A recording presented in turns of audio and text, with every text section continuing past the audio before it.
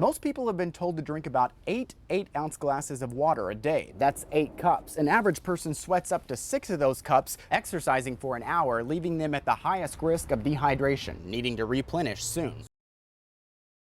We're talking about a controlled burn. This 400-acre site in North Hays County is definitely overgrown. Perfect kindling for a wildfire, but because of the dry conditions with this drought, it's been a year since they could set a fire to get rid of this brush. But now we've had a few months of good luck. The recent rains have opened the door for some work, lowering the risk for a future wildfire, especially for the people who live nearby. Well, I'll tell you what the holdup is. No, actually, I'll show you. Just look up there. You can see that the railroad ties are brand new, and there's some other new things on the bridge as well.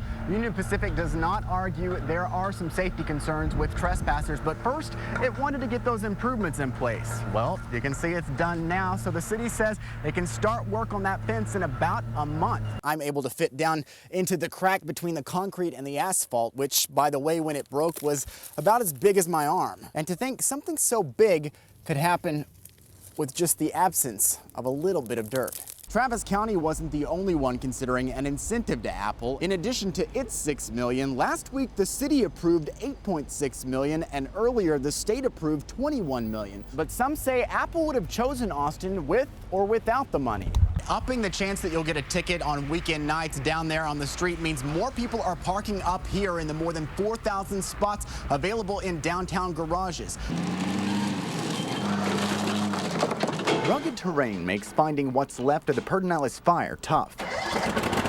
These teams search for smoke to make sure what's hidden in the brush doesn't add to the 5,500 acres already burned and the 30 homes already destroyed. Then we'll have another wildfire kick off on us again. Hotspots like this continue to pop up all over the area, some of them just yards away from homes like that. It isn't safe yet, and that's why it's important for these guys to stay out here. Some of them are volunteers, and they've been away from their jobs without pay for hours, even days, and it's really starting to take a toll on their families and their lives. Each set, just what you see here, is about $300, and it's because it's made of fire retardant material. Volunteers make up most of the state's firefighting force, and they don't always get money back when they shell out their own. About 86% of all volunteer firefighters around the nation take money out of their personal pocketbooks in order to put fuel in the trucks or buy equipment for the fire department. FEMA funding will help if it comes through, especially since the state started cutting back last week. That state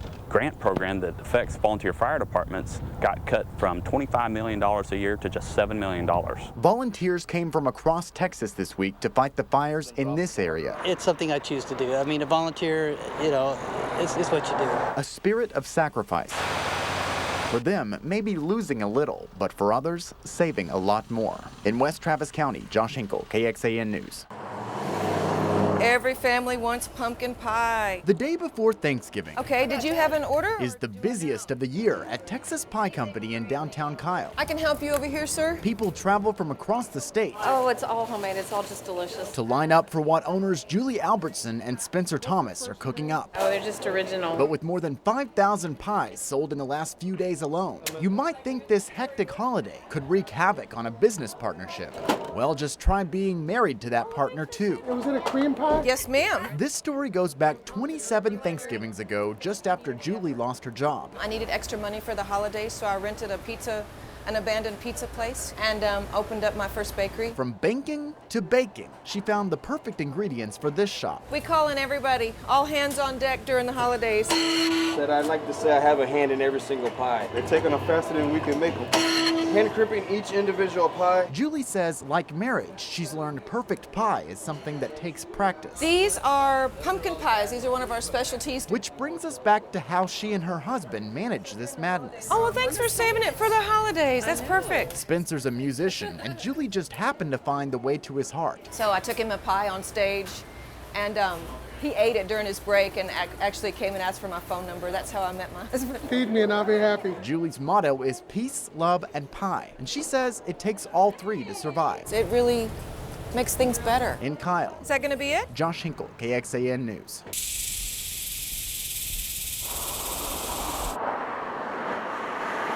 Just off Highway 16 in Gillespie County, a bridge over the Pedernales River has become the focus of a funding dispute. Oh my God, if something's not done, the bulldozers are going to come in here and bulldoze all this out. No doubt the Bose Lane crossing needs work, and Philip Tates would know. This retired civil engineering professor lives just down the road. If you look at the steel supporting beams in here, there is a slight amount of deflection. The Texas Department of Transportation wants to spend an estimated $370,000 federal dollars to replace the bridge instead of simply repairing it. But it's something Tate says he can't justify. I call it waste in the worst possible form. On average, only 10 cars use it each day. These people up here do not have to depend on this. This is a crossing of convenience. True, there's another bridge about a mile down the road the state says is safe to use that gives cars access to the same highway. But Tate's isn't the only one who would save a few minutes drive time by keeping the Bose Lane crossing open. So would a man who approved this costly decision, County Commissioner Calvin Ronslaben. And I figured the people would think that I had something to do with selecting that bridge. And I told Texas, I said, well, I'd rather if you put another bridge in instead of this particular bridge. But it turns out the county didn't have the option of putting that money toward another bridge. Maybe one with more traffic. And he said, as far as we're concerned, it doesn't matter whether 2 people drive over it or whether 100 people drive over it. There are almost 53,000 bridges in the state, and TxDOT inspects them every 2 years. Those with the lowest score get the money from the Federal Highway Bridge Program, highlighted in the aftermath of 2007's I-35 bridge collapse in Minneapolis that killed 13 people. To rank a bridge, TxDOT puts the most value on structural safety, then serviceability, how much life the bridge has left. But the smallest percentage is how critical the bridge is to public use, and that's where traffic count comes into play. Many county roads have low traffic volumes, and those bridges being safe are important to the people that drive on those bridges. Records show TxDOT gave Gillespie County a choice. Replace the Bose Lane crossing with federal funds, repair it at their own expense, or close it altogether. We'll find in most cases counties like keeping their bridges open because it serves some segment of their public. There are 417 bridges in Texas with fewer than 100 cars a day slated for replacement. This one in Caldwell County with 90 cars a day will cost $414,000. Another in Bastrop County, 35 cars, $370,000. And one in Lee County, just 10 cars, $327,000. The total cost statewide, nearly $150 million, not turned away by anyone.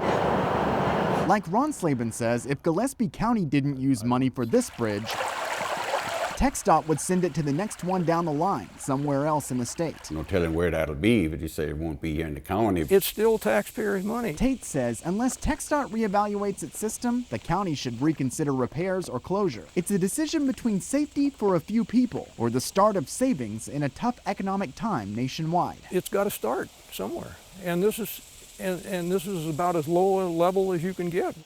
TxDOT will either repair or replace 1,052 bridges across the state over the next 5 years with funds from this federal program, depending on where they fall within that inspection ranking.